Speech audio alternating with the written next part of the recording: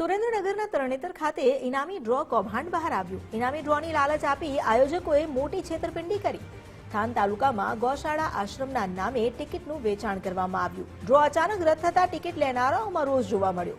પોલીસે આયોજક અને મહંત રામદાસ બાપુની અટકાયત કરી। ટિકિટ, લેપટોપ સહિતનો મુદ્દામાલ પોલીસે કબજે કર્યો। અંદાજે 60,000થી વધુ ટિકિટ વેચાઈ હોવાનો ખુલાસો થયો છે। રૂપિયા 3.25 કરોડથી વધુની છેતરપિંડીનો શંકાસ્પદ આંકડો છે। ફરાર થયેલા અન્ય 5 આયોજકોની શોધખોળ તેજ કરવામાં આવી। છેતરપિંડી કૌભાંડ અંગે પોલીસે વધુ તપાસ હાથ ધરી।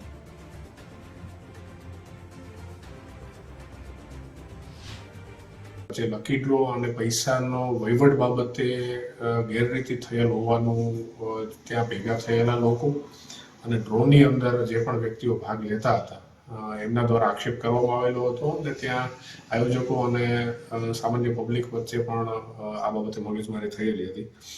જે વસ્તુને અટકાવવા માટે થઈને તાત્કાલિક પોલીસે દરમિયાનગીરી કરી અને આ જે મહંત અને બીજા જે લગધીરભાઈ કારેલિયા કરીને એક જે ત્યાંના આયોજક છે એમને તાત્કાલિક ત્યાંથી લઈ જઈ અને પોલીસ સ્ટેશન ખાતે લઈ જવામાં આવેલા હતા અને અન્ય એમની જે પણ સાધન સામગ્રી છે એ બધી વસ્તુઓને પણ સાથે રાખી હાલમાં આ તમામ લકી ડ્રોમાં કઈ પ્રકારની શું વ્યવસ્થા હતી અને ખરેખર કઈ ગેરરીતિ થયેલી છે કે કેમ એ બાબતની હાલ પ્રાથમિક દ્રષ્ટિએ જે છે તપાસ પોલીસ સ્ટેશનમાં થાનગઢ પોલીસ સ્ટેશનમાં ચાલુમાં છે। મિત્રો આ એના એજન્ટ હતા અને ડ્રોનું આયોજન કર્યું અને અમે ડ્રોમાં ગયા તો એ ડ્રોમાં કાંઈ પણ એ માયલું લાગ્યું નહીં। સમજ્યા, બધાના ફોન સ્વિચ ઓફ થઈ ગયા 6 અને અમે પૂરી તરહના હલવાઈ ગયા અંદર અને હોબાળો ઉપડ્યો કે તમે ડ્રો કરો। એ અમારી પણ અપીલ હતી કે તમે ભગવાન ડ્રો કરો, કારણ કે અમારી પાસેથી બધા ટિકિટો લઈ ગયા હોય।